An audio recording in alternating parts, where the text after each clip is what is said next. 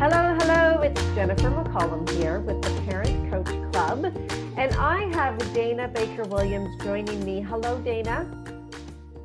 Hello, Jen. How are you? I am wonderful. So good to see you. Dana's been in the Parent Coach Club for quite some time, and we don't get enough opportunity to really catch up on what's going on. But Dana, you've been so busy. Dana, I want to tell you a little bit about Dana, and then I'm going to let her take it over and really tell you everything about her business. But Dana is a parent and teen coach. She runs parentinginreallife.org is her website, and she has a really cool Facebook group that I want to talk about at the end of this interview. So stick around because this group is really cool and fun, and you're going to want to hear about it. So Dana, tell us how you became a parent and teen coach. Well, I really, I did it because when my daughter was young, she was struggling, and I seemed to be the only person that saw it. So she couldn't remember somebody's phone number, like someone she called every morning, and every morning she'd ask me what's her phone number. And she was doing homework for hours and hours, and she was in elementary school. So I talked to all the teachers, everything. So, oh, she's doing really well. I'm like, yeah, because she's working for 5 hours when she's 10 years old. Anyway, eventually I got her assessed, and she had anxiety and ADHD and some depression. And I had felt so alone dealing with that. I mean, I have even the family dynamic at home, right? The husband doesn't necessarily agree. The mother-in-law is saying, you're coddling her. And I'm like, no, there's something here. Mm-hmm. And I just thought there's got to be a better way. There's got to be a place that parents can turn to. And there just wasn't when I was doing it. So that was what started it. That's what drew me in. I felt like you got to bring the heart, you got to bring the compassion, you've got to bring the ability to adapt and find a better, more effective way of parenting, because especially with ADHD, the brain is wired differently. So the same parenting does not affect them the same way. So the same stuff doesn't work. Yeah, I totally get that. I've got a son with ADHD, and it is, it's so many different ways of learning that you have to learn first, like how to be able to support them. So I didn't mention that when I introduced you, is that your focus is on ADHD and anxiety, which is so needed and so valuable. I know firsthand that how incredible it can be to just know how to parent someone with ADHD. So tell me about then, you have this experience with your own family. So then then what was the next step? How did you figure out that, this is the path you wanted to take to support other parents? I just, what really happened is I was actually taking a coaching course, and one of the things that week was sort of, well, let's make a leap. And I started writing. Don't know why I started writing, but I used to be a writer and an editor. So, and it was all about the signs of anxiety in children and how you don't necessarily see them. And when all the questions, we're all about, oh, we want to engage our children and we want them to be asking lots of questions. Yes. And if it's all what ifs and things like that, not so much. Right. So I just started writing about that. And the next thing I knew, I thought, that's what I want to do. Mm-hmm. I want to help parents. I want to make sure no one else faces this all alone. And I kept learning, which is great, because I'm a big, always wanting to be learning and doing new things. So yeah, that's how I did it. I just did it. I just thought, okay. And I didn't start off with just teens, and I still do, all ages, but as I was doing it, I realized that, boy, teens today really need some help, especially with this whole COVID thing. And that's for the anxiety, but there's also the ADHD and remote learning, and they do not go well together generally. Mm-hmm. And so you've got a lot of anxiety, both in the parents and the kids. Yeah. And so I just thought, okay, let me at them. Let me see what I can do to help. Well, I see why you're so busy because really there are so many families out there that need support in this area.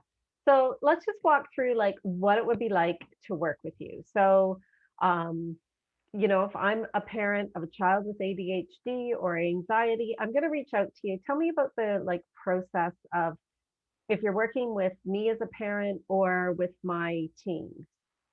Right. So it depends, obviously, it's pretty custom, but my first thing is to get a really good long discussion in with um, an aim at looking at what your goal is. What do you envision? So let's say you have a magic wand. What do you envision your life being like in 3 months, 6 months? As far as around your relationship with your child or your child's relationship to school or whatever the issues are, right? And family dynamic and all of that. And then from there, we can set up the sessions and build off of that. Like I really want to always start from a place of strength. Mhm. And so one of the things I look at or have them look at is, okay, what are my strengths? What are my weaknesses? One of the things that's great for kids to do, and parents too, but is write down on a card what your diagnosis is, how it affects you, what are the good things, what are the bad things, and where do you need help. And so therefore we could work into whether you need accommodations at school. um, it's teaching people about motivation, because if you have ADHD, if you're the parent, um, really what motivates them is very different. And so taking things away doesn't really make a lot of difference to them. If they respond to motivation, they respond to urgency, they respond to competition, rewards, those types of things. So then it's coming up with goals, that will support and put an infrastructure in, scaffolding around for the kids. So that's with the kids, but with the parents, it's how do I train them? Basically, they're saying, I don't know how to reach my kid. So I'd help with that as well. Um, One of the things with ADHD is that about 33% of people with ADHD also have anxiety. So Wow. they are similar yet different. So sometimes the parent doesn't necessarily recognize that their child has both. They just assume it's all whatever's been diagnosed. So generally ADHD, and then they don't really necessarily see the separation of anxiety. And so that's important too, is to make sure that you're addressing the whole issue and not just one. And sometimes I'm helping them find a better psychiatrist or work on changing medication, things like that.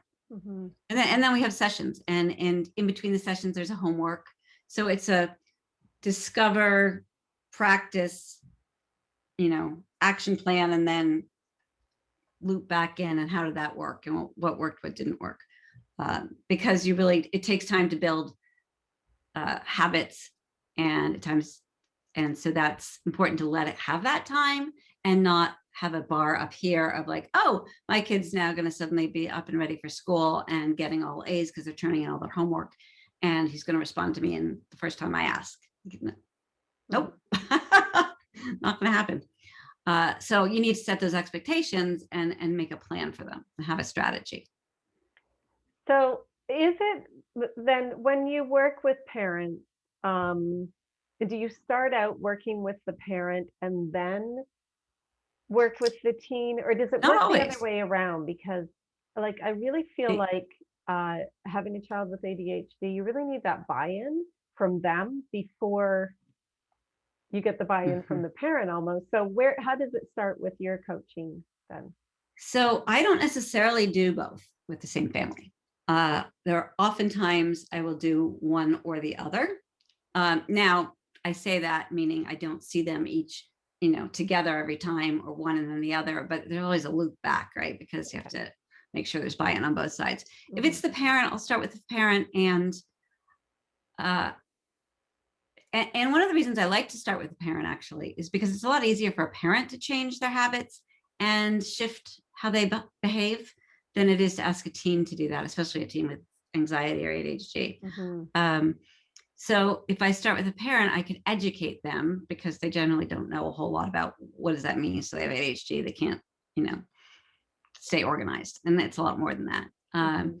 So by helping them first, I can then help the student as well, the teen as well. And one of the things that parents don't often understand about ADHD or anxiety also is the social aspect of it. Has such a handle on friendships and emotions and the big emotions that you can't necessarily contain, the regulation. And so if I start with a parent, I can at least educate them. They'll understand what they're seeing in their child and hopefully shift how they react to that so they Mhm. can respond instead of react. And then I can work with the child or teen and help them sort of with their self-esteem, with their ability to um, have good thoughts about themselves, but also have those good thoughts about ADHD or anxiety, not to see it as a detriment, because Mhm. there's a lot of good that comes with it as well. You know, there's an ability to be in the moment, there's a joy, there's a compassion, there's a ability to hyper focus. And so they've got a lot of imagination, creativity. All of those are some of the good stuff that comes with ADHD. And I find that that mindset is really important for Mhm. both the parent and the kid, because otherwise it feels stigma. They close in, they don't have the ability to have that self-esteem. Without that self-esteem, you don't have the self-advocacy. And if you're going to take anything away from what I have to say, self-advocacy. We need to teach our kids to be able to advocate for themselves Mhm. because they're not always going to live with us. And we can't always be the Yeah. person doing it. They need to be reaching out to their teachers. They need to be reaching out and talking about their medication, their doctors, things like that as Mhm. they get older. Um, and it's really hard to do that if you're too anxious to talk to anybody, and if you're, Yeah. um, you know, closed in because you have ADHD. I feel like you were a fly in the wall here just this morning in my house. No, really, like everything that you're saying, I'm talking about with my son, but here's the value of working with someone outside of our family is that um, it's kind of hard as a parent to to say all these things like you need to advocate for yourself and you need to be talking about this and the self-esteem part and everything else. Like Mm-hmm. it's No, kind of hard as a parent when you're a parent of a teen to get through to your kids where they're not feeling like you're there's nagging, yeah, you're yeah, lecturing. that's exactly what it Yes. is. No, totally different when it comes from somebody who's Yeah, outside the family. yeah. It makes it so much easier. And one of the things that's really important, I find, in the parenting part of it is um, how do you stop the negative cycle? Because that's exactly what happens is, you know, you've got these years of you sort of Mhm. saying, okay, well, is your homework done? Or did you turn it in? Or why didn't you do this? And that becomes that sort of cycle of information, and it becomes a habit, right? Anything that Mhm. you do over and over becomes a habit. And then their response to that is, oh my God, shut up, I've got this, or just leave me alone, or stop nagging, or whatever. And even if it's little things, like one of the tips that I give parents is don't hover and nag. If you have something you want to check on or you have something you want to say, try a funny picture and a GIF, or try a text, or leave a post-it note, or even a little, you know, comment recorded on your iPhone and sent to your kid Mhm. can just get that distance between you that allows them to not take it and react like a crazy person and just, you know, either direction, right? You can Yeah. just have that ability to calm, because one of the things you really need to be, you know, you need to realize that as a parent, emotions, as a person, emotions can be really contagious. So you feel, whether you're a kid or an adult, right? You take on what that person you're in the room with. You know, if they're stressed or they're irritable at the end of the day, I don't know Mhm. about you, but I take all of that on pretty Mhm. easily. Right. And what helped me is learning that, okay, yes, that is definitely contagious, but so is calm. It's also an expression, it's also an emotion, and that can be translated and picked up by them. So, for instance, if things are getting out of control, or if they're in a tantrum, or they're having a panic attack, leaning into that and being calm is the most helpful thing you can actually do. It's the hardest thing as a parent, especially if they're tantruming and you're, really hard. But when they're at their worst, so to speak, we kind of have to be at our best. And if we can be the calm, we will bring it to them. And I think I found that really helpful to remember when I'm in the middle of panicking or ready to yell. So much value already, Dana, in what you've shared. So, because you must have been listening to our conversation this morning, there's a whole bunch of things that I can implement now, but being calm is what I'm getting from that, and distancing myself from and it is the homework thing, because so my kids are in school every other day, but they still have a ton of homework that has to get done on the days off. So it's that distancing myself. I love post-it notes, so maybe I'll try post-it notes with, I love Do you have a routine for them? Do they have like a routine, a time that so another thing that helps is having a routine and also having a set time and amount of time, so they don't have to they don't see, oh, I'm spending 3 hours on homework. I'm going to sit down and work for 25 or 45 minutes. And then I'm taking a break and I'm going to go do something else. And they need to take those breaks, because otherwise it just becomes all consuming, and the overwhelm will make them freeze. And if they freeze, forget about it. There goes the. Okay, so no, we don't have a routine. So, okay, so much goodness you've already shared. So someone with a child with ADHD and anxiety, that first of all, distance yourself from the nagging, use some of the strategies you said, bring the calm, and now have a routine. I love it.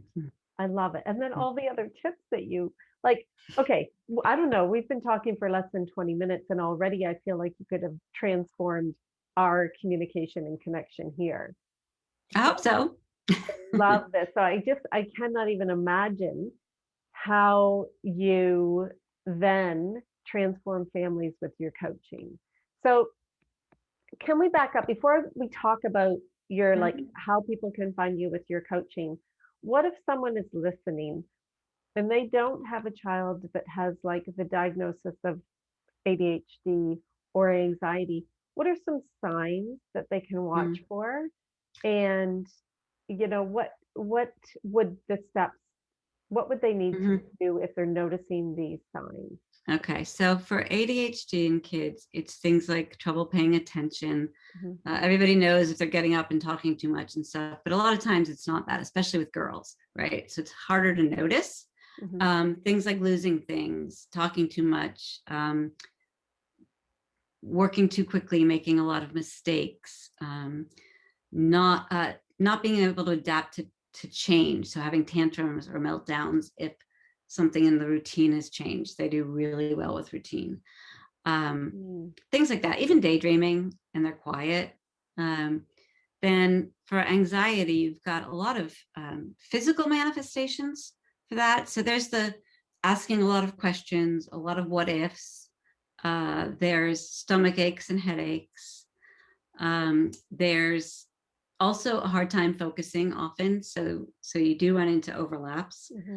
And then you could do things like they might be really clingy. They might have a really hard time going to sleep at night, which is an interesting sign of anxiety. So with my daughter, she did hit a period of time where she wouldn't go to sleep, and she wouldn't go to sleep in her own room and alone. And so, we thought it was this whole monsters under the bed. It's it's that type of thing. But you know what? It isn't. It's often separation anxiety. And so that's another thing to look for.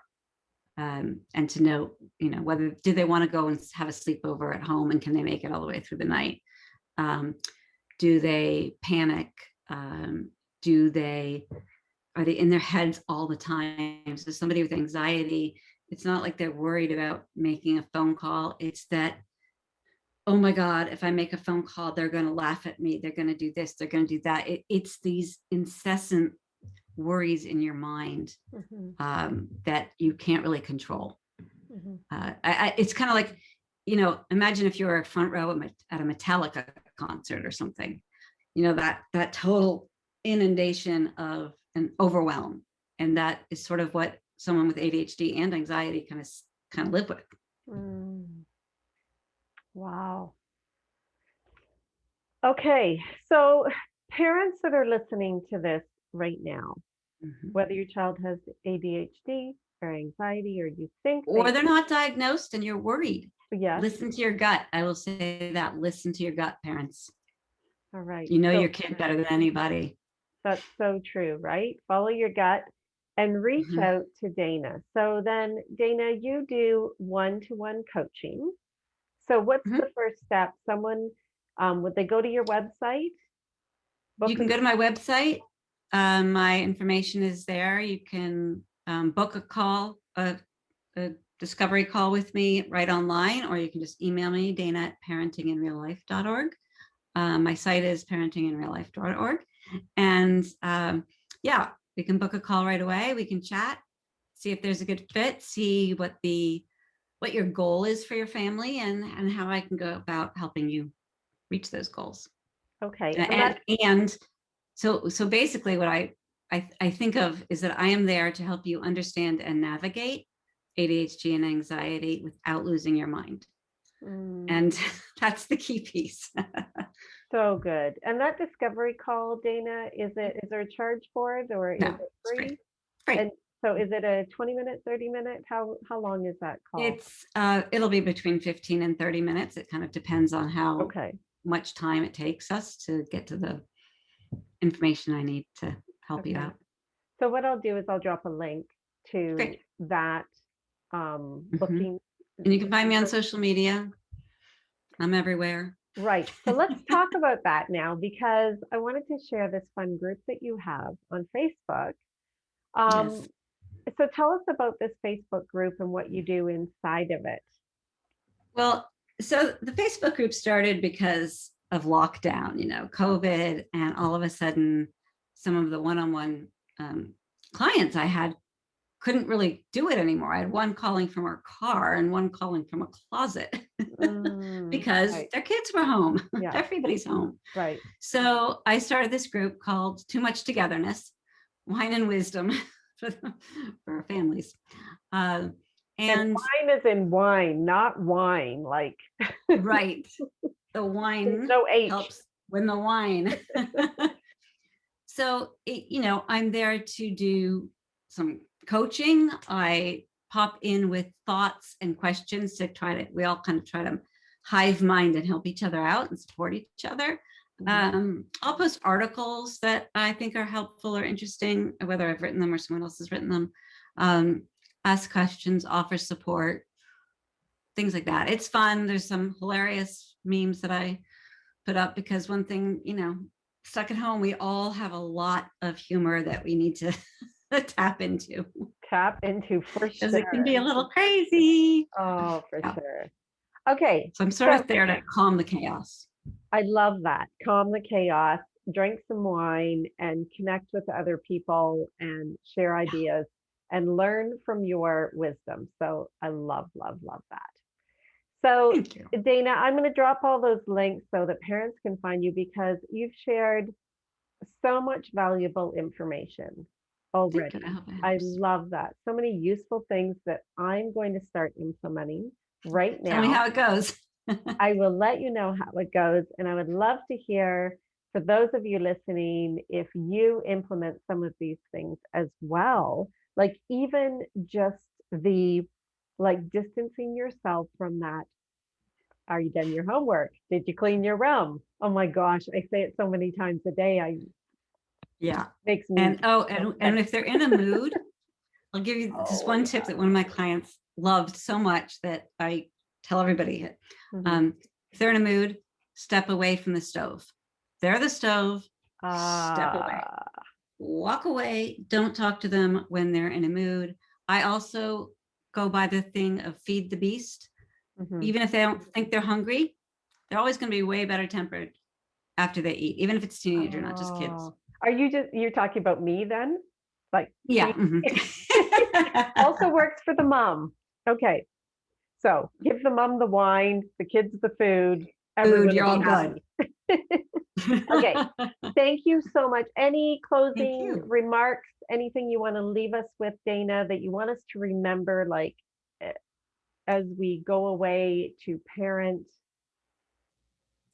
I would say the most important thing is parenting isn't, especially as they get older, it's less of a job than it is a relationship.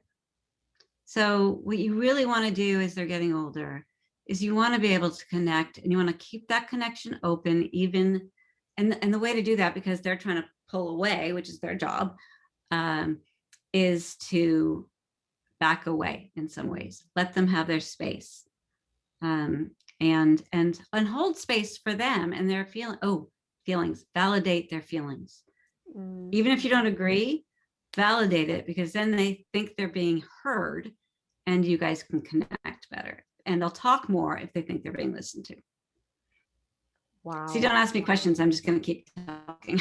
That is some good stuff though. That is so great.